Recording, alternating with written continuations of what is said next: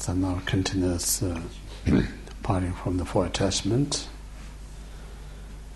If you have attachment to this life, you are not Dharma practitioners. If you have attachment to samsara, you do not have renunciation. And if you attach to self, you do not have a bodhicitta. If your grasping arises, you do not have a view. So four things.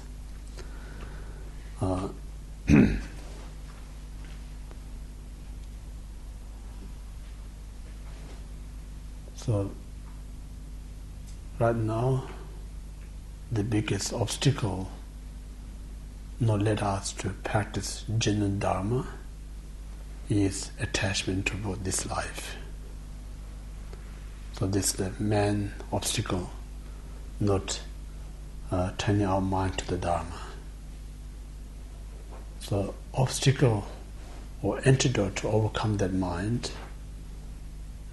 one need to reflect impermanence.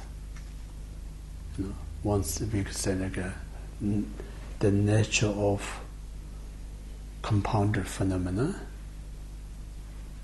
once it's created, eventually you're going to be dismantled, discreet, yeah? So same like anything that is born and have to die. And the time of the death is indefinite. The time of the death, the most helpful is the Dharma. So just more think of these 3 points, it frees us the attachment for this life. So that way our mind turns into the Dharma. First one. And the second one, the main obstacle not develop the renunciation mind, we attach to the samsara. So means like samsara is, I mentioned earlier, is delusion, mind and actions. So the delusion, mind and action are full of suffering. But we don't realize we think it's something nice, pleasure, comfortable. But if you really look deep into it, there's no pleasure, there's no comfort, rather it's completely opposite. So the moment you realize the force of samsara, then it's no difficulty to renounce it. So in order to develop the renunciation, one needs to reflect force of the samsara. I mentioned all the 6 realms, whatever they experience the suffering, they are no other than the individual mind, deluded mind. So this very deluded mind experiences sufferings of 6 different things. So in this way, just reflect the force of the samsara that allows you to develop the renunciation mind. So when we develop the renunciation mind, then what we call the Dharma, what we call lead to the path. Then Dharma becomes like a real Dharma, not creating the delusion mind. Rather, Dharma is free the delusion mind. Second one. And the third one, if you attach, once the main obstacle not allows us to develop loving kindness to all sentient beings, compassion to all beings, bodhicitta to attain Buddhahood, is a self-attachment. So, in order to overcome this self-attachment, one needs to be aware what's the disadvantage. If you attach to oneself, we're never going to attain the Buddhahood. We can't help all sentient beings. So in order to overcome this attachment to self, one needs to practice loving kindness, compassion, and bodhicitta. So through the practice of these 3, what we call all the errors on the path to be stilled, means like all the the illusion part disappears, becomes like a true part, the great part. That's the third one. And the fourth one, grasping arises, you do not have a view. So, obstacle not allows us to develop this view. Everything that we see, we think is real. So as long as we think everything is real, that is the main obstacle to arise the right view. So in order to overcome that one, we have to think everything is illusion. Everything is inherently existent. Just reflecting these two, it helps you to develop this what I call the right view. Yeah. So in this way, this is just summarize of parting for the four attachment. Now come back to the main point. We talked about last week. Inconceivable suffering exists. Entire three realms. So only place is free, all suffering is in nirvana. Yeah? So this suffering, is not arising without cause and conditions.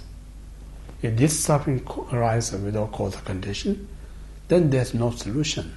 Whatever you do, there's nothing where can stop it, because these things arise without cause and condition. So that's not the logic. And then second, all this suffering that we experience or what we talk about, none of them are arising wrong cause and wrong conditions. If a wrong cause and condition bring the suffering, then all people who are doing the negative things, they must get happy, and all people who are doing the virtuous or positive, they get suffer. If a wrong cause bring the result, then it's not the right way. Whoever committed wrong things has a wrong result. Whoever committing kind of positive has a positive result. It's a very logic. So in this point of view, we say when we look around entire phenomena, so that talk about inanimate object, inanimate phenomena. So every phenomena, what makes when we say there's a different religion in this world, the different religion created by how they view the conventional absolute, because they have a different view, and that makes a different religion. So, when we talk about this, so many kind of land formation, so many types of beings, then we ask why there's so many types of land formation, different beings. Then some says these things just come without a cause. Some that says it's created by certain energy or certain beings. But the Buddhist philosophy is saying everything created by individual cause and condition, interdependent nature. There's no creator other than one's own cause and conditions. So in this way, we talk about interdependent is the creator of every phenomena, individual and collective. And then within the karma, we talk about individual karma, collective karma. So collective karma means like we all human share this planet, and then all other beings, any being physically residing in this planet is a collective karma. Created this planet, we all using, we sharing this one. But then within the groups of beings have individual karma. So even we share same planet, the group of human beings, how we view this world is one thing. And some other beings, where they view this planet is another things. So we share the same planet, but the individual group karma has a different things. One sees beautiful, others sees not so beautiful. That's one thing. And within that also there's so many collective karma, You say you come from same culture and the other come from different culture. So two different culture view this place and you're going to see in two different ways. And within that also there's a collective karma, which part you come from east, west and south. Then you're going to see again the different things. So when we say collective karma, one is to generalize everything. Within that, so many packages, lots of many collective. Then and we come to individual. That individual completely different. I'm always saying when we say someone making chai or coffee or milkshake, in the same kind of container, and we put in same glass, and we may think we're having same thing, but the reality we're not having same thing. The reason is, once we have this coffee or milkshake or whatever, we're all going to go have a different comment. Some says, I like this so much. Other says, not so tasty as yesterday one, Someone says, not good as like what you get in Croydon, good as like you get Bondi or some other places. So in this way, when we come to the individual, we all test different things. So this will be called individual karma. Individual karma means like individual mind. So this individual karma is so important. Obviously, the karma is no other than one's mind. So we have a kind of from medical point of view, we call the blood has what we call the DNA. Yeah. So same like the mind is a DNA. Individual karma completely different than others' mind. So that's the reason I think so amazing when we have a fingerprint. Completely different. It looks all same, when you look at the thumb. Hard to differentiate. But when you do the fingerprint, completely different. So this is unique, individual. Individual karma.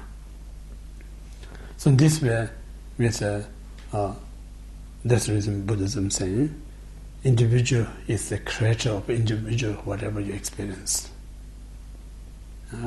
So in that way, we talk about general collective karma and individual karma. So this karma is kind of a state of what we call the perceptions. So within the perception, I'm not sure we talk about in the Sakapa Lamde tradition, the first one we call the triple perceptions or triple visions. So when we talk about triple vision, really it's referring is impure vision, vision of experience, and pure visions. So it seems like you may think of talking three different things, but the reality is not three different things, three different stages of our mind. Means like impure mind, means like our ordinary mind, controlled by delusion and karma, and that time what we see is we call the impure visions. And then we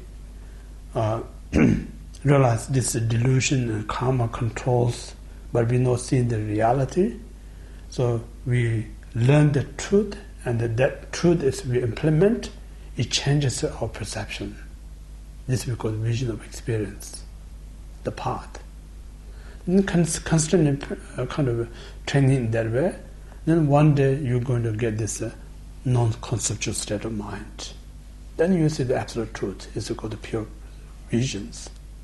So in that sense, we talk about the ground is impure, path is experience, and the result is pure. So different stage of the mind.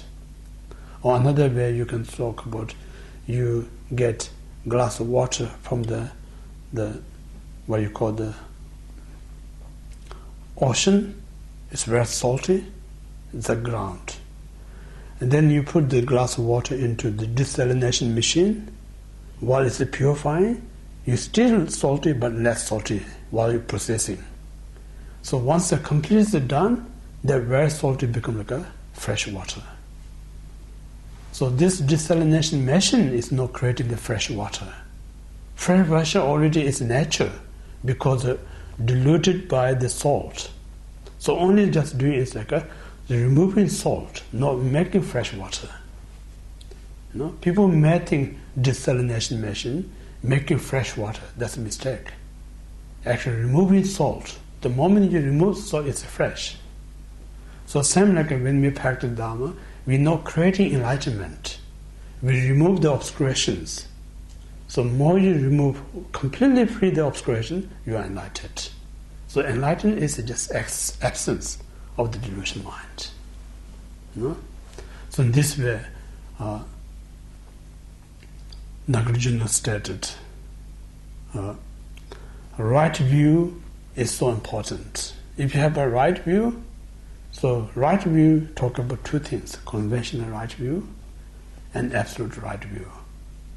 Conventional right view, if you have a right view and you live with this right view, it's a guarantee you're not going to reborn in lower realms. What's the right view means like you know exactly how the karma works. Once you know that, you practice it.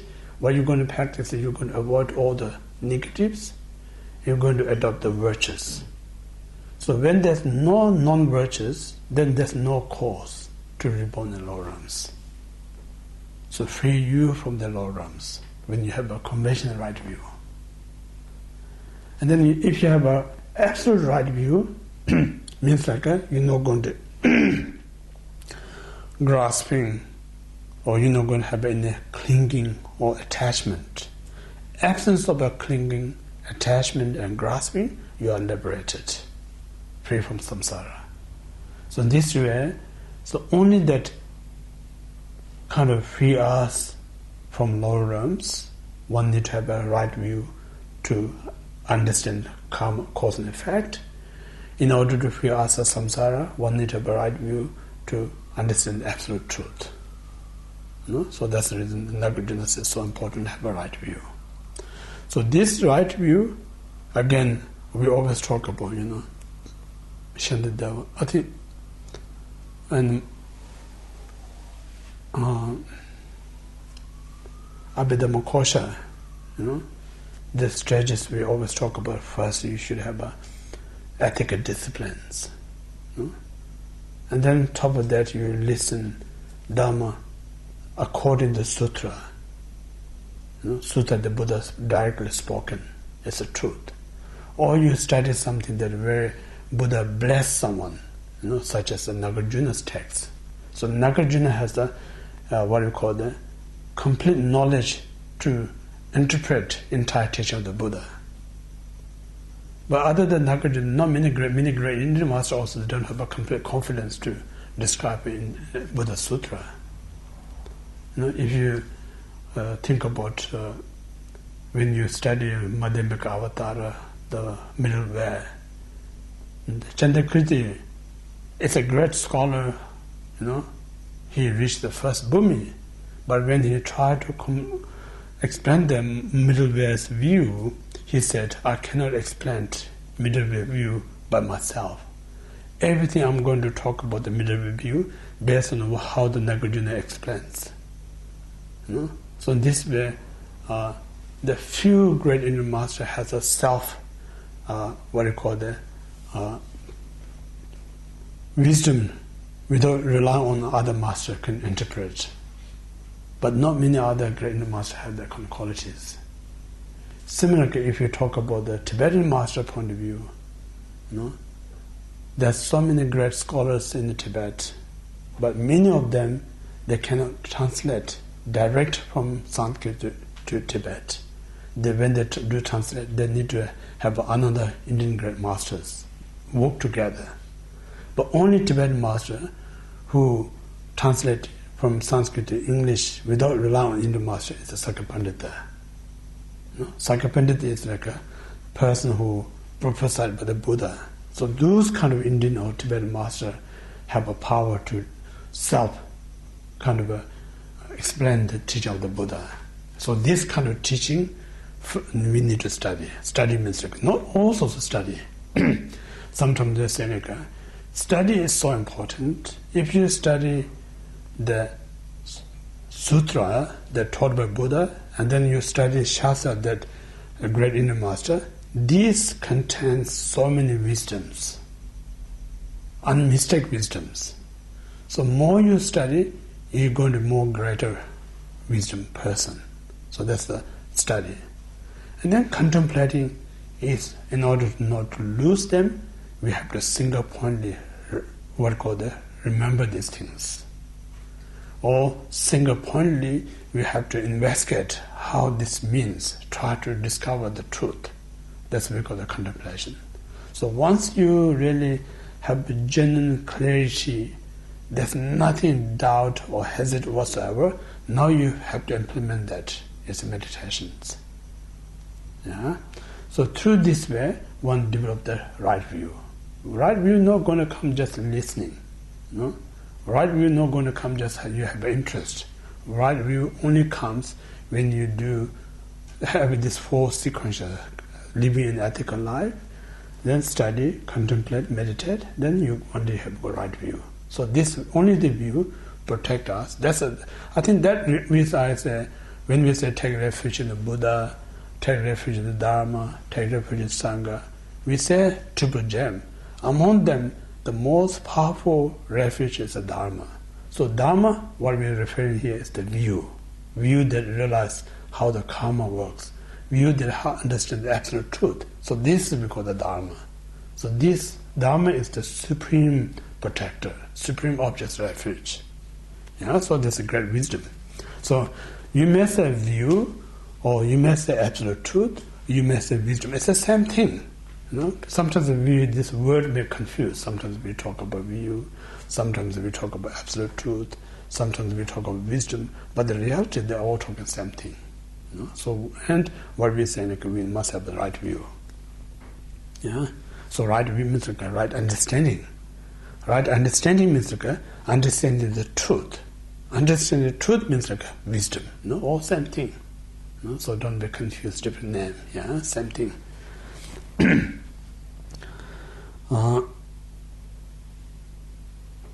So this way, then we need to kind of what I'm saying, study about the cause and effect.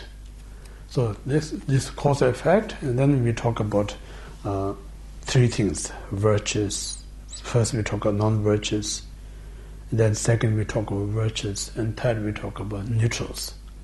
So now all the suffering that we describe, all this suffering, primarily I say, not specific suffering of progressive, I think more as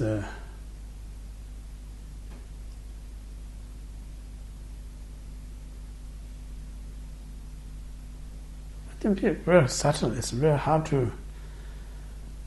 First, I maybe say suffering of suffering. Yeah, the suffering of suffering is created by 10 negative deeds or 10 non-virtuous deeds. And then, when we talk about the virtues and non-virtues, for me, I'm still learning myself, I really want to kind of explore what that means of virtues and non-virtues. In Tibetan we call it Geva and Megeva. So we heard all the time Geva, Megeva, virtues and non-virtues. Then people think the virtues means Geva means oh, I just go to the temple, offering few butter lamb, we think it's the virtues. Then I just go out and holding mala and recite some mantra, I think it's a virtues. But then when we talk about this virtues, we have to really further investigate whether that's a virtues or virtues is more than that. We need to differentiate. Because the offering candle, holding mala, reciting this kind of Tibetan, what you call the mantra or mambo jambo, No? This religion perspective is virtues, but no kind of a logic virtues. Logic virtues means the virtues means undeceiving yourself, not deceiving yourself, not deceiving to others. Truth. Virtues means the truth. So that means when you're offering candle, reciting mantra, doing some kind of mantra, you need to check your intention. Are you deceiving yourself or honest to yourself? So lots of we deceive ourselves. I'm offering candle to Buddha, not asking, give me wisdom to liberate, rather say good health, good job, good health. All that we're asking the mundane things. So almost like giving you something, give me back something. So it's not really, as a religion point of view, you say it's a virtuous, but the logic point of view, it's not virtuous, it's not truthful. Then non-virtuous is because untruthful. Something you do is a rare, what called untruthful. It's non-virtuous. That's how we differentiate. So in this way, the virtuous and non-virtuous no appearance, rather it's a reality. So it's more than what we think of virtuous and non-virtuous. Really, kind of we talk about the truth and untruth. If whatever you do the truth, logically think, how come you're going to get suffering if you do the truth? Impossible. When you do the truth honestly, this result going to be positive, not negative. When you're dishonest, what kind of we should expect going to get good result? Impossible. We're not going to get the right result, when you do dishonest. So this way, dishonest, anything that you do dishonest is non-virtuous. Anything that you do the honest, this is virtuous. So that's how we differentiate the virtuous and non-virtuous, giver and me-giver. Make sense? So in this way, we need to be. I'm saying we're not just learning someone's belief system. Rather, we're learning the wisdom how this works. So important. So in this way, now we talk about first we talk about 10 non-virtues. So now 10 non-virtues. We say there's so many non-virtues, but we sums up into 3 parts: mental, vocal, and physical. So mental non-virtues is such as a coveting mind. So coveting mind, again, it's easy to say it's what we call the dishonest. When you see something nice, then either direct or indirectly you try to get that for yourself. In order to get yourself, you say nice things, you're doing nice things. None of them is the truth, because you want something from that. So when you exam, that's the reason unless someone who has a supernatural power to read your mind can tell your motivation is right or wrong, but the most we don't see the intention, we only just see appearance. So appearance of virtues is one thing, the reality of virtues is another thing. So appearance, we all can do virtues. There's not the difficulties. But the reality of virtues is not that easy. So this reason we need to train, because we're not used to it, because we're taught dishonest, we think getting something, honest getting nothing. So in this way we have a more motivation to dishonest, we have a less motivation to the honest. But the reality, Khenpo Ngawang just said, when you do pure Dharma, you're not wasting any effort. Everything that you do has a result. But when you do non-Dharma, everything's wasted. You're not going to get what you expect. So if you look at that point of view, only time we're not wasting when we do the right things. So just think about how often we do the right things, truthful, honest. Not that much. Most of the time we do dishonest. Whether I'm not saying we kind of a very tricky or negative, but just habit. That's we think it's just an addiction. I'm saying people who smoking and drink are always saying everyone knows they are not right. It's harmful. But they're so addicted. Due to addiction, they get some kind of pleasure. So this pleasure is very hard to avoid these things. So similarly, we know dishonest is not right things, but we have some pleasure out of it. So therefore, it's so hard to avoid these things. So in this reason, person who sees short time, very hard to avoid these things. But the person who sees long time, it's much easier to avoid these things. Who can see the short distance or long distance. So, but again, I always think we should not force to be virtuous. They're not going to last. Instead of that, whenever we have this covering mind, we need to know this is a part of my habit, but what the consequences of that is going to bring me more negative result than positive. So just reflect the result of what's going to come. That more you reflect on that discourages you to the covering mind. So that's where we call the covering mind.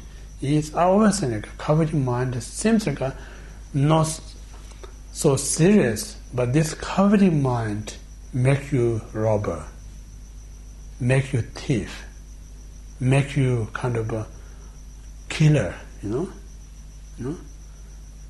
Why people kill, why people robbing, why people kind of take over something? Because you want that, but you're not going to get, only you can get by the force, stealing, killing something.